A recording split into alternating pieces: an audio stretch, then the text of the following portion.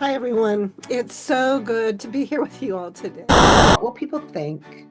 What will they say? What's expected of me? What do I need to do to keep the peace? I've been rewriting, and it's like Mother's Reflection Journal. And it really gave me an insight into the path that I've taken to develop my own faith.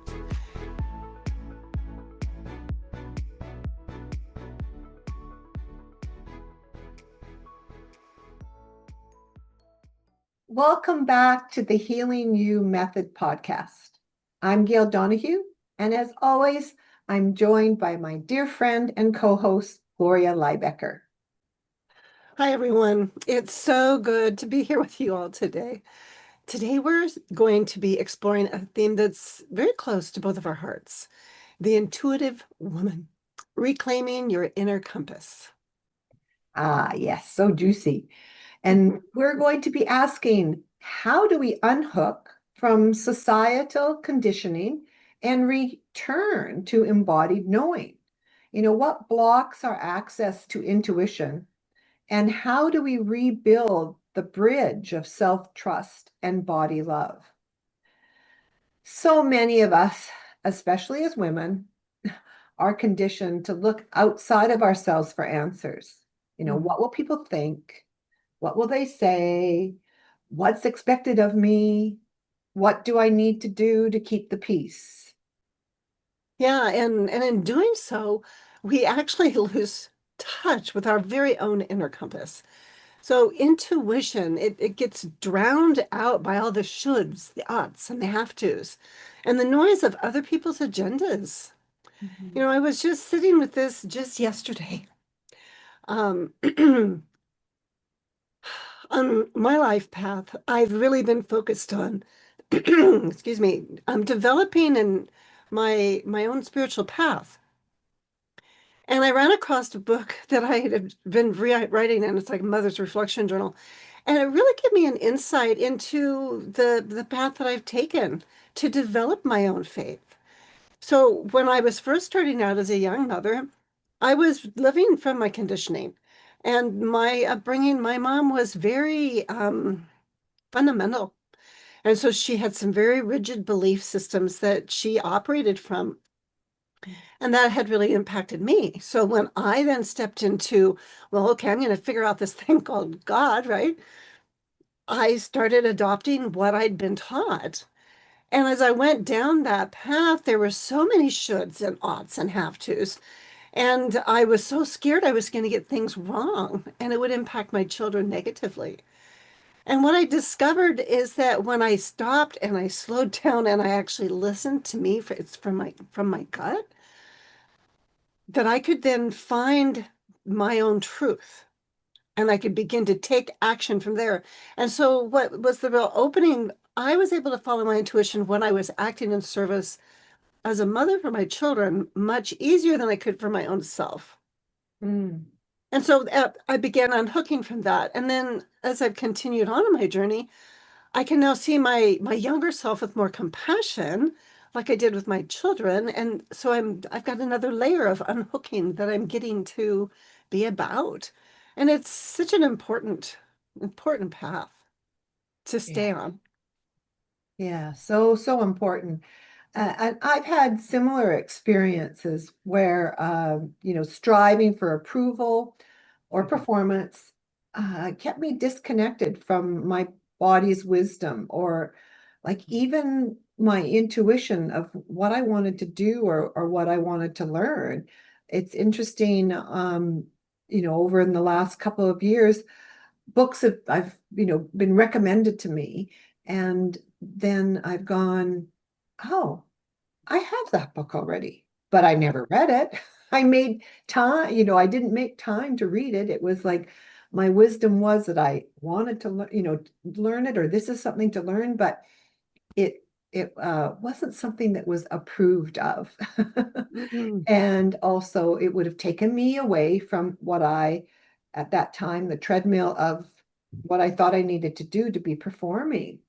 Ah, So, this slowing down and really noticing my body so that I can turn towards listening to what it's indicating to me that I want. It's giving me the messages. So I would just want to just take a little pause here to invite our listeners. Where in your life are you following shoulds instead of your own knowing?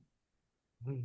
And if you did slow down and ask that question, what might it look like to unhook even a little and return to yourself? Mm. Yeah. Well, next, let's talk about what blocks our intuition. Because often it is when we kind of step out of our body, disconnect from our body, we're actually not being as relational with our own body. Mm. And then we override the sensations. We numb out the emotions, or we actually like just push ourselves through stress. And in doing that, we become almost hyper vigilantly focused on what the next thing supposed to be doing. And so we lose touch with the very signals that actually are meant to guide us. Right, right. And a big block that contributes to that is fear. Yeah. Fear of being wrong or fear of being judged. That's a big one. Or fear of trusting ourselves because it might not be what everybody else is expecting. Yeah. And our intuition, it speaks softly, in whispers, and fear speaks more loudly. So that's one place to start being curious about. Yeah, the fear real is was a it's been a really big one in my life.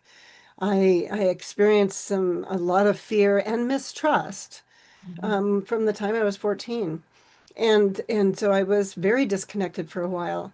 And yet because I was in that space of a lot of alarmed aloneness, and I turned to my horse, that really did support me to begin to develop my ability to have trust in a new way. And that's really served my life to learn how to go within and to make my choice from there. It's Mm. kind of hard to even describe what that's like, but going from that alarmed aloneness into a place of that neuroception of safety with another being, that's where the magic happened for me. Yeah. It's so wonderful that you had the magic of your horse to help you with that. And for me, my aloneness, my alarmed aloneness was very much alive for most of my life. And in rediscovering my intuition, even though things would happen and I would go, oh, that's so interesting, but I would still ignore it because it wasn't something that was really accepted in my close friends and family to be talking about it. But what has helped me has been doing this work and being in this community and having others with me accompany me so I'm not so alone with it, that Yeah. has helped me to rediscover my intuition after all the years of like, totally overriding it. And it's so wonderful when um, other people that I've known longer than this community, there's a few that are also doing that. And oh my gosh, it's just opened up such a beautiful relationship together to be able to talk about things that we were sort of, didn't want to talk about before. So our listeners here, what about if you took a pause now and noticed a time when you ignored your gut feeling? What happened? And if you think about that, how might things have unfolded differently if you had trusted that inner nudge? Mhm. Yeah. And so really beginning to recognize what is the bridge back to having that access to your intuition. And for me, it begins with really developing an authentic love for my own body rather than a disgust. And that's been its own journey as well. And yet slowing it down, having that accompaniment that you were speaking about, Gail, so that you're not having to do it alone. And developing the ability, I know then when I'm held by another with care, it then helps me learn how can I then actually turn my gaze inward with that same care. You know, that care circuitry makes such a difference for you to have the experience of that love, of that warmth. And that's a really key first step is right there to recognize that um, yeah, that we matter, that we have value. And then Yeah, when the body can come in and be of service to our spirit, then it is our ally. yeah, yeah. And it it doesn't happen just once or twice. No. It is something that we do have to practice. Uh, it because we've got, well, for myself, I had lots of practice in ignoring my intuition, and having the fears take over and having wondering what other people would say and do to make so then it just kept me on that path of ignoring my body and ignoring my intuition. So it's important that we do practice. And some of the practices that we've talked about here, breath work, movement, walking is important, or dancing, journaling can also be very supportive, or Mm. just even just something as simple as slowing down and placing a hand on our heart to help us reconnect. Just a Yeah. small step, each small step where we're actually listening starts to build trust and that bridge of connection. Yeah, the practice that supports me the most is the circle work. And Mm, to be able to really acknowledge with conscious awareness, my circle of where I'm at right now, what's actually happening in my life, yeah. and get really honest with myself about that. And, typically I can be pretty negative in that circle, and I don't filter it though. I allow it. I practice allowing it instead of judging it. And then I might shake that off, and then I consciously create another circle to step into what is it that I love? And my intuition really is magnified in this circle here. And I get very clear about that, around my choices in life. And then the bridge for me is really when I step from that circle, I create a bridge by actually having some true appreciation for how far I've come.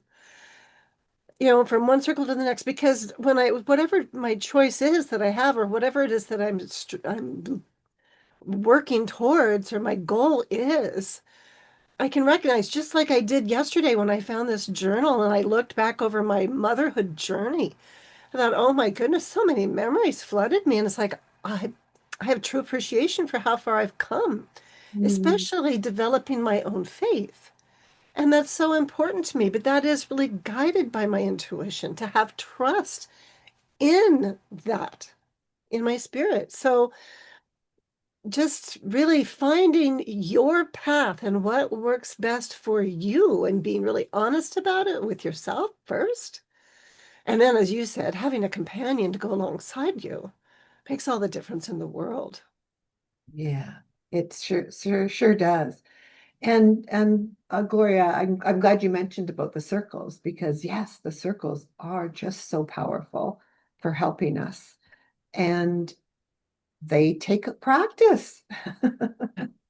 So it is important that we just don't try it once or twice.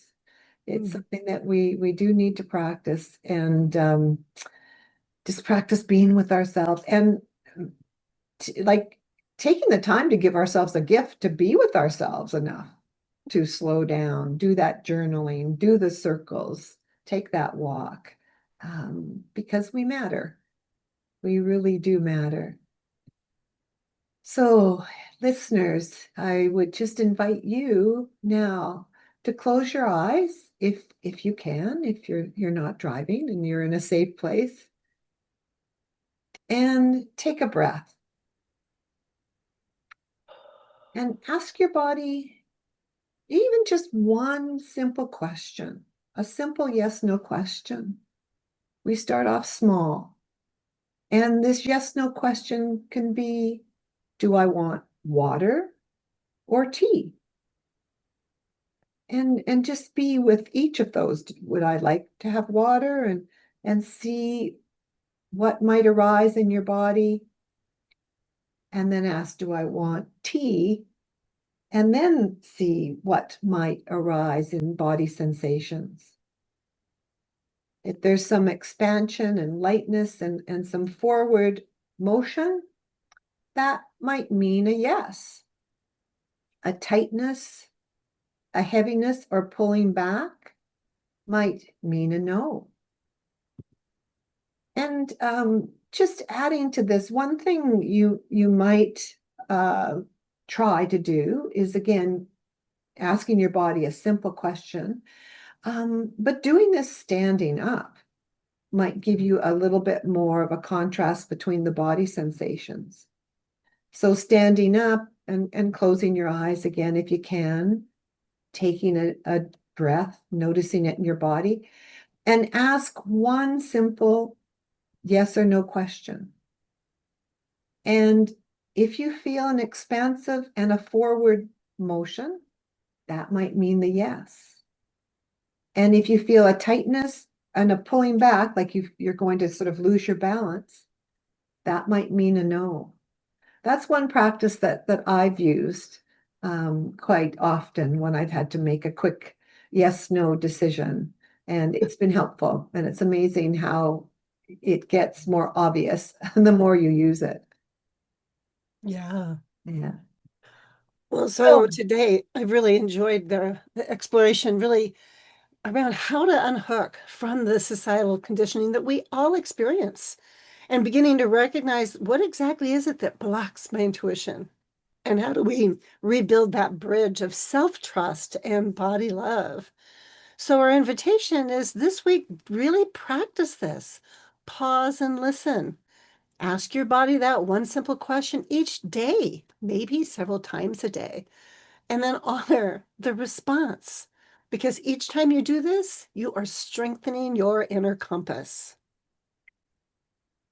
this leads us beautifully into our next episode, which is called The Gap Between Vision and Action, Dancing with Creative Tension. Yeah, we'll explore what happens when your vision is clear, but the next steps feel scary. And how Mhm. to stay in that relationship with the vision without forcing it and leaning into structural tension and congruent choice making. Until next time, may you trust the quiet wisdom of your body. And may your intuition lead you back again and again to the compass of your heart.